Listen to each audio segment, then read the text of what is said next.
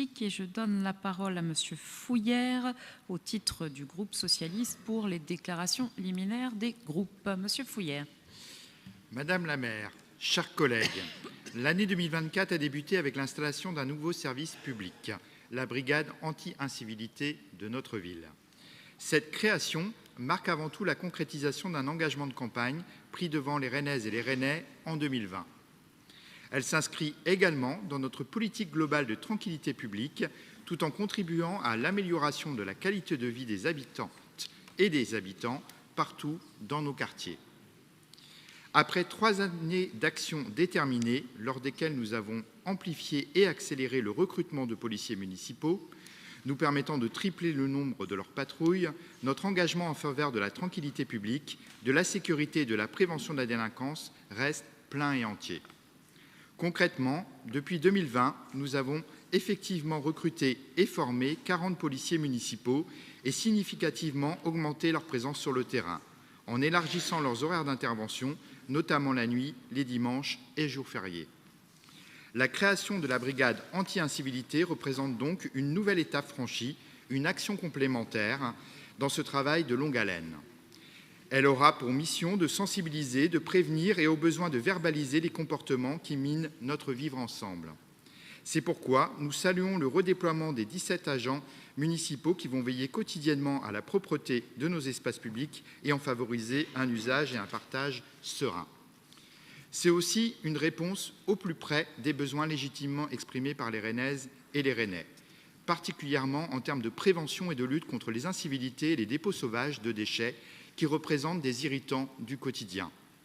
En lien étroit avec notre police municipale, ce renfort supplémentaire des services municipaux contribuera assurément à faire de nos rues et de nos quartiers des espaces plus apaisés, plus respectueux. La brigade anti-incivilité aura également pour mission de lutter contre les stationnements gênants, voire dangereux, et plus généralement de lutter contre les comportements inappropriés et irrespectueux, comme les nuisances sonores en journée par exemple.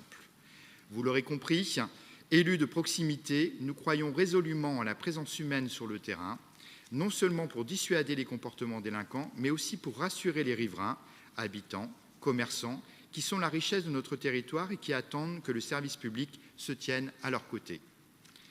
Nous nous félicitons donc que la brigade anti-incivilité ait été pensée pour se déployer et agir en proximité dans nos quartiers. C'est une présence rassurante, visible, efficace pour des échanges décuplés et une confiance renouvelée. Ainsi, ces agents, reconnaissables par leur liseré vert et non bleu de leur uniforme, interviendront sur l'ensemble de la ville avec une attention particulière au centre-ville très fréquenté et aux quartiers populaires dont les habitants sont plus particulièrement impactés par certaines problématiques d'incivilité. Leur action s'inscrit donc non seulement dans la complémentarité avec notre police municipale, comme je le disais, mais aussi avec l'important travail de proximité réalisé par les équipes des 6 directions de quartier, dont toutes et tous nous saluons le dévouement et le professionnalisme. Par ailleurs, conscient que la qualité de vie sur l'ensemble des quartiers rennais passe également par la qualité du cadre de vie et de l'habitat, notre équipe municipale s'est massivement engagée pour rénover les quartiers. Ce sont en effet pas moins de 700 millions d'euros qui ont été investis pour la valorisation de l'espace public et la rénovation urbaine de Maurepas, du Blône ou de Villejean. C'est également la poursuite de la rénovation de l'habitat dans le centre ancien afin de diminuer les passoires thermiques. Une qualité de vie dans l'ensemble des quartiers rennais qui passe également, pour les plus jeunes et leurs parents, par l'effort sans précédent de notre équipe municipale pour la construction, la réhabilitation et l'extension des écoles rennaises, avec déjà 60 millions d'euros investis sur les quelques 82 millions d'euros programmés entre 2021 et 2027, dont 10 millions d'euros pour la rénovation thermique des bâtiments. Notre groupe tient à réaffirmer avec force et conviction qu'au-delà des bâtiments et des cours de récréation que nous améliorons progressivement, l'école, et en premier lieu l'école de la République, est et demeure à nos yeux le lieu de transmission du savoir et des valeurs citoyennes indispensables à notre vivre ensemble. Un lieu d'accueil inconditionnel et d'émancipation pour tous nos enfants. Un lieu dont il revient à chaque représentant de la République, quelle que soit sa fonction au plan national ou au plan local, d'en améliorer le fonctionnement plutôt qu'à le dénigrer.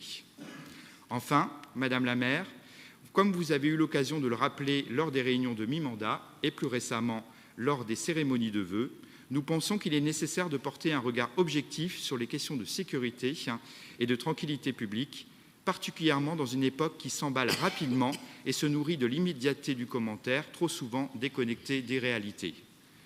D'une part, en étant lucide, notamment sur l'évolution de la société, tant sur le narcotrafic et sur ses conséquences que sur la violence qui parfois n'a plus de limites.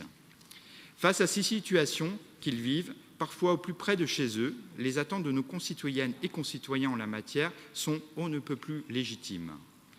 Ils ont en effet raison de trouver insupportable chaque fait de violence, d'agression ou de dégradation. Ils ont raison d'être en attente des pouvoirs publics pour les protéger et garantir leur sécurité.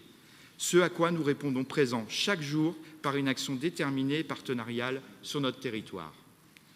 Et d'autre part, en constatant, comme les acteurs du continuum de sécurité, et les chiffres nous l'attestent, que Rennes compte parmi les grandes villes de France les plus épargnées par la délinquance. Élus de la gauche républicaine, sociale et écologiste, nous y voyons un effet des actions de prévention, de proximité, ainsi que des politiques de justice sociale et d'éducation menées de longue date dans notre ville. Je vous remercie.